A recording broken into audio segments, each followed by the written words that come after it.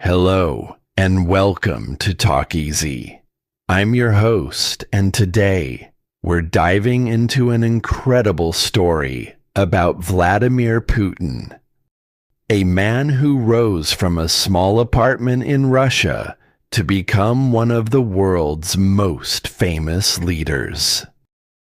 In this video, we'll explore his whole life, starting with his childhood in a tough city, moving to his dreams as a young man, and then following his journey to power.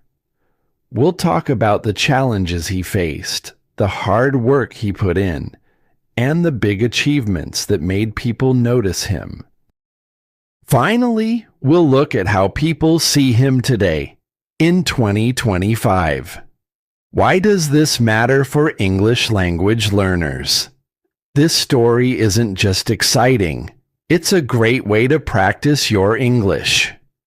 We use simple words and sentences, perfect for level 3 learners like you. You'll hear natural dialogue like, he said, "I won't give up," and learn new vocabulary while following a real-life adventure. It's a chance to improve your listening, reading, and understanding, all while learning about a leader who changed the world.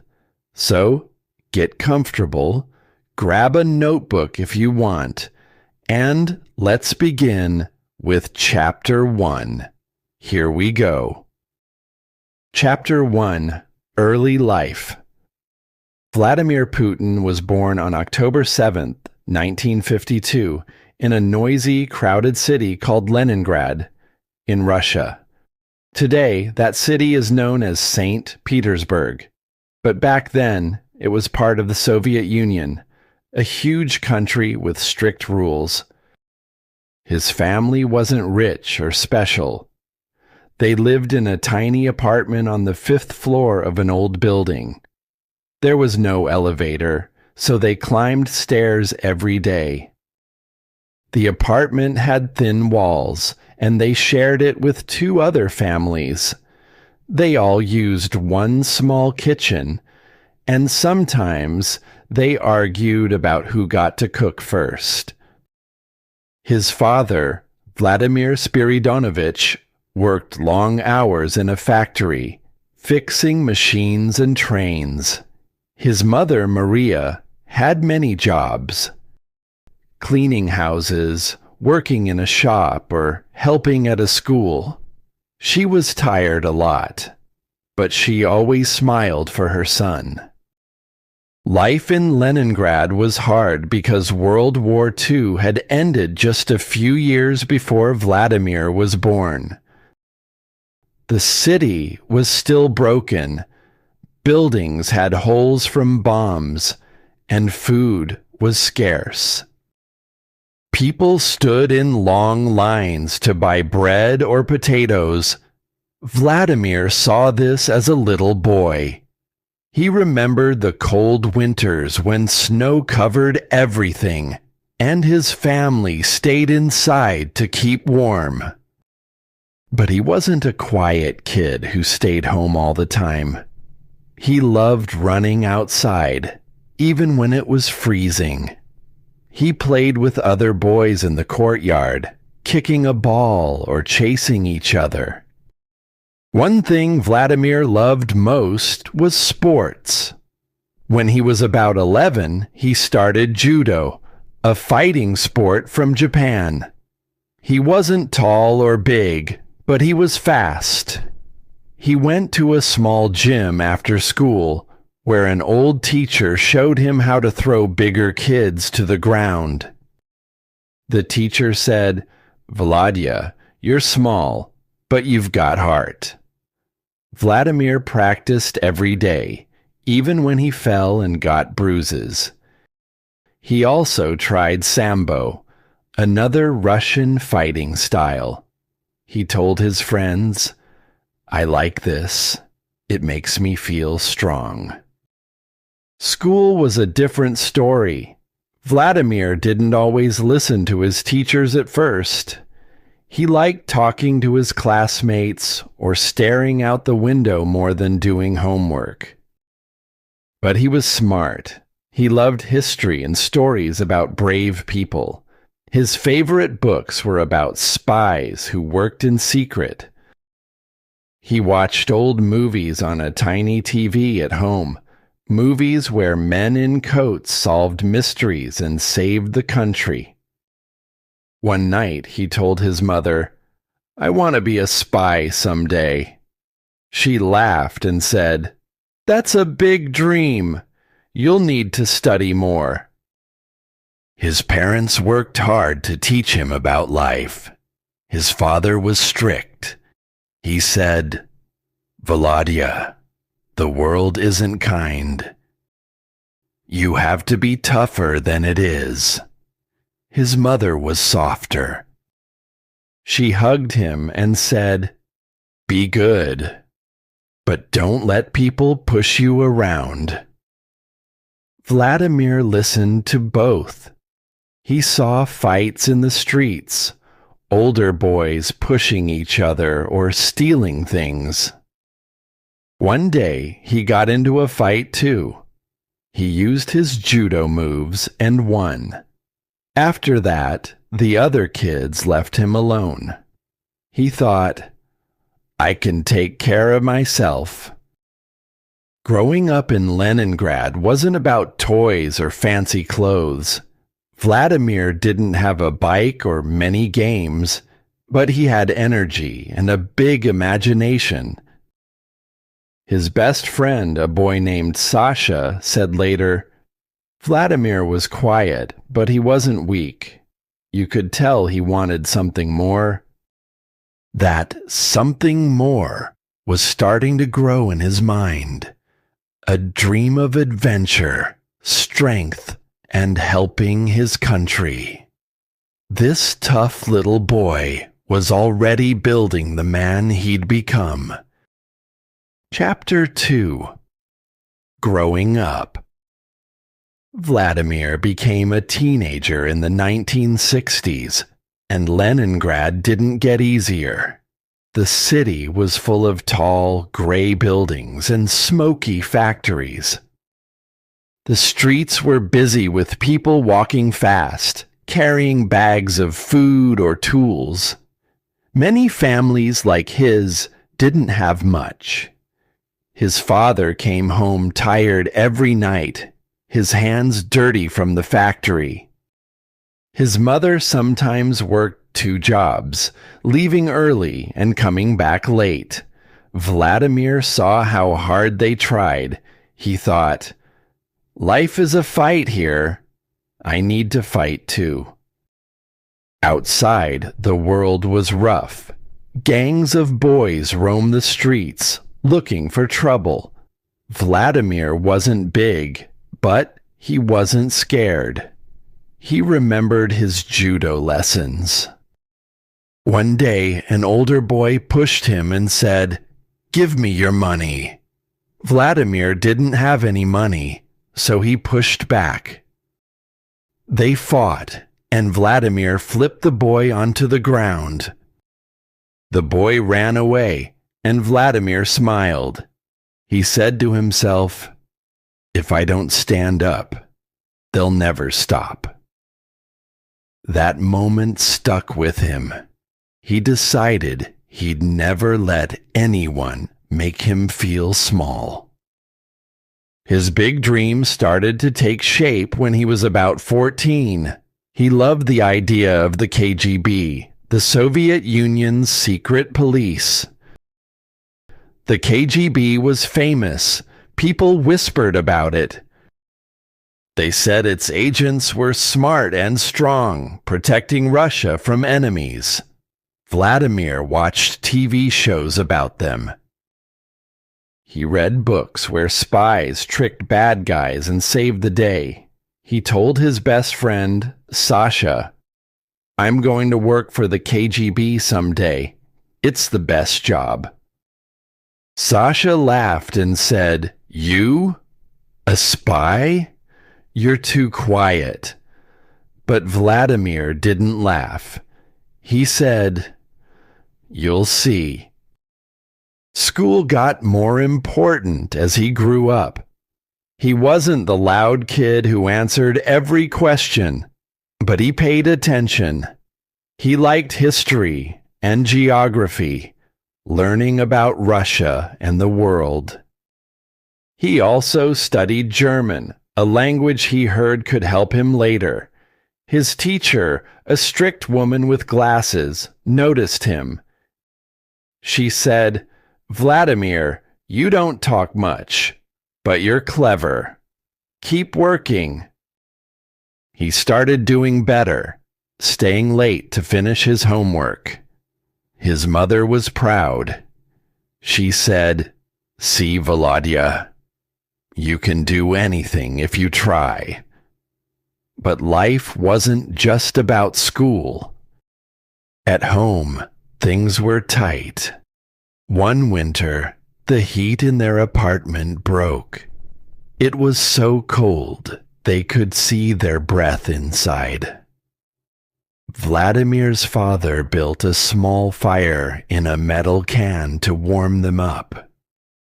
They sat under blankets, eating bread and soup. His father said, "This is how we live in Russia. We don't give up." Vladimir nodded. He didn't cry or complain. He thought, "If I can handle this, I can handle anything." Another time, the family ran out of money for a week.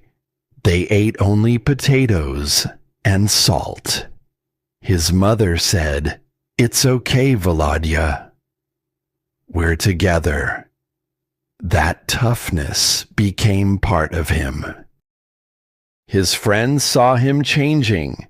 He wasn't the wild kid anymore. He still played sports, judo and sambo, but he also thought about the future. One day, he walked by a big KGB building in Leningrad. It was tall and gray, with guards at the door. He stopped and stared. He said to himself, "That's where I'll be. I'll make my family proud." His dream wasn't just a game. It was real now. He knew it would take years, but he was ready to work for it. That quiet teenager was starting to see his path, even in a city that tested him every day. Chapter 3: First Steps to Success. When Vladimir finished high school, he didn't wait. In 1970, at 18 years old, he went to Leningrad State University to study law. It was a big step. The university was huge, with long halls and serious teachers. Vladimir walked in with his books, feeling nervous but excited. He thought, "This is my chance." Law wasn't easy. There were lots of rules to memorize, and he had to write long papers. But he liked it. He learned about how countries worked, how people made decisions, and how power moved. He said to himself, "This will help me in the KGB." He lived in a small dorm room with other students. It was noisy. Someone was always talking or playing music. But Vladimir stayed focused. He studied late at night, reading by a dim lamp. His roommate, a tall boy named Dima, said, "Vladimir, you never stop. Don't you get tired?" Vladimir smiled and said, "I can't stop. I have a plan." He made some friends, but he wasn't the loud one at parties. People said, "He's quiet, but he's always thinking." In 1975, his hard work paid off. He finished university, and the KGB called him. He was 23 years old, and his dream came true. He ran home to tell his parents. He burst through the door and said, "I did it! I'm in the KGB." His mother hugged him, and his father nodded proudly. "Good job, Volodya," his father said. "Now serve Russia well." His first days in the KGB were exciting but strange. He wore a suit and went to an office in Leningrad. They taught him how to watch people, listen to secrets, and write reports. It wasn't like the movies, no fast cars or big fights, but he felt important. He thought, "This is my life now." A few years later, in the 1980s, the KGB sent him to East Germany. He packed his bags and moved to a city called Dresden. He took his wife, Lyudmila, and later, their 2 daughters were born there. East Germany was different from Russia. The streets were clean, but people were quiet, like they were hiding something. Vladimir's job was to gather information. He spoke German every day, talking to people and reading papers. He watched the news and wrote letters back to Russia about what he saw. Sometimes he felt far from home. He told Lyudmila, "I miss Leningrad, but this is my duty." She said, "We're together. That's enough." Life in Dresden wasn't always calm. One night, a crowd came to the KGB office where he worked. They were angry because the Soviet Union was changing. Vladimir stood outside with a gun, telling them to leave. He said, "This is Soviet property. Go back." They left, but he was shaken. He thought, the world is breaking apart. In 1991, it did. The Soviet Union fell, and he had to go home. Back in St. Petersburg, the KGB was weaker.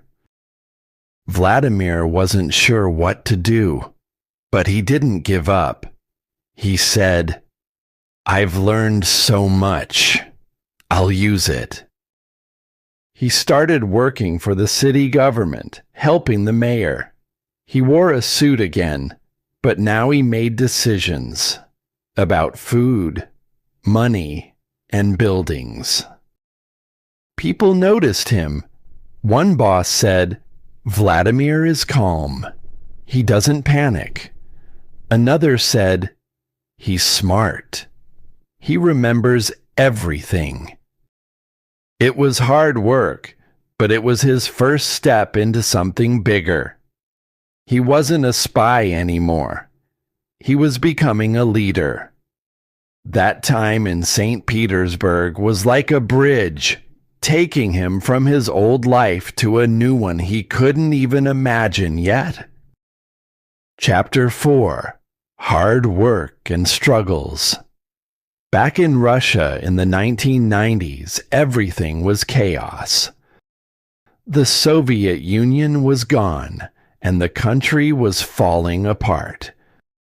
People lost jobs, shops were empty, and there were wars in places like Chechnya. Vladimir saw this in St. Petersburg. He worked for the city, helping the mayor fix things. One day, food didn't arrive, trucks were late, and people were hungry. Vladimir stayed up all night calling people, saying, "We need bread here now." He got it done, but it was stressful. Some people didn't like him. They said, "Who is this quiet guy from the KGB? Why should we trust him?" Others saw his strength. A coworker said, "He doesn't shout, but he gets results." In 1996, he took a bigger step. He moved to Moscow, Russia's capital. It was a loud, busy city. Cars everywhere, tall buildings, and powerful people.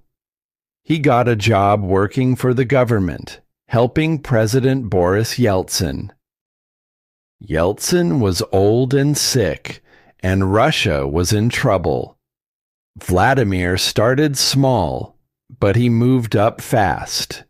He met with important men in suits, talking about money and laws.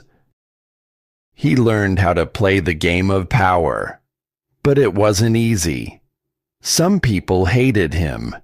They said, "He's too secret. What's he hiding?" He didn't care. He said, "I'll keep going. I have a job to do." His days were long. He woke up early, read papers, and went to meetings. One night, he told his wife, "Moscow is a fight every day." She said, "You're strong. You'll win." He nodded, but he felt the pressure. Russia had big problems: poor people, broken cities, and enemies outside. Vladimir worked harder. In 1998, he got a huge job, head of the FSB, the new secret police. He was back in a world he knew, watching and planning. People whispered, "Putin is coming up fast." Then, on December 31st, 1999, everything changed. Yeltsin was too sick to lead. On TV, he said, "I'm done. Vladimir Putin is president now." Vladimir was shocked. He was only 47, and now he led Russia. He stood in his office, looking out at the snowy city. He thought, "This is my test." The next day, he spoke to the country. He said, "I will make Russia strong again. We won't fall." People cheered, but the work was just starting. Being president was harder than anything. There were wars to fight. Chechnya was burning, and soldiers were dying. Money was low, and other countries laughed at Russia. Vladimir didn't sleep much. He met with his team every day, saying, "We fix this now, or we lose everything." He made tough choices. Sending the army, cutting deals, pushing people to work. Some called him cold. Others said, "He's saving us." Through every struggle, he kept going. He thought, "Russia needs me. I won't fail." That hard work built the leader he became. Chapter 5: Achievements and Legacy. Vladimir Putin became president on January 1st, 2000, and he stayed in power for a long time. He won elections in 2000 and 2004, then became prime minister in 2008, and president again in 2012 and 2018. By 2025, he's been a leader for over 20 years. His big goal was to make Russia strong. He looked at the past when the Soviet Union was powerful and said, "We can be like that again." He built the army bigger, new tanks, planes, and ships. He told his people, "No one will push us around." Many Russians clapped and cheered. They said, "Putin protects us." He did a lot. He fixed some money problems. Oil and gas made Russia rich again. Cities like Moscow got shiny buildings and fast trains. In 2014, He took Crimea from Ukraine. He said, "This land is ours. It's history." People waved flags, but other countries got angry. They said, "This is wrong." Vladimir didn't back down.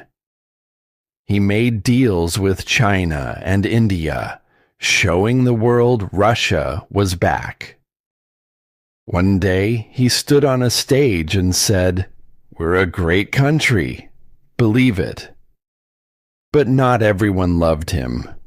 Some Russians said, "He's too strict. We can't speak freely." There were protests, people in the streets holding signs. Vladimir sent police to stop them. He said, "Order is more important." Outside Russia, leaders, like America's, called him a problem. They didn't like his wars or rules. In 2022, he sent soldiers into Ukraine again. And the world shouted. Some said, "He's a hero for Russia." Others said, "He's breaking everything." Now, in 2025, people still talk about him. He's 72 years old, but he's still strong. His hair is gray, but his eyes are sharp. Russians ask, "What did he do for us?" Some point to new schools and roads. Others point to jails and fights. His legacy is huge, like a giant book with many chapters. He's quiet, tough, and full of hard choices. For English learners, his story is a lesson in leadership, how one man's life can lift a country up or pull it into arguments. What do you think? Did he make Russia better or worse? His achievements are big, but so are the questions. He wanted power and got it. He wanted respect and fought for it. Today, people remember him as a leader who never stopped, even when the world pushed back. Share your thoughts below. We'd love to hear from you.